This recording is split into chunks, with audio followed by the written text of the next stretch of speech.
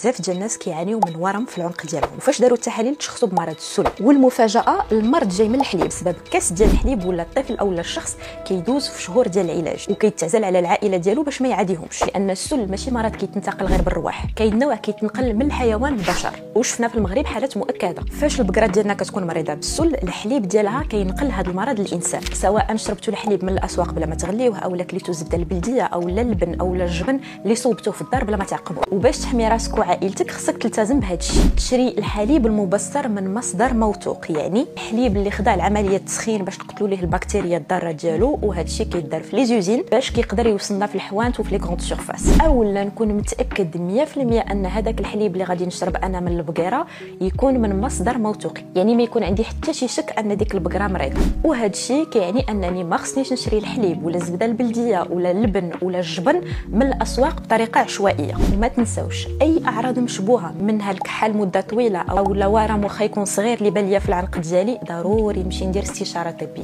الكشف المبكر كينقذ حياه. شارك هذا الفيديو لان معلومه بسيطه تقدر تحمي بها بزاف ديال الناس.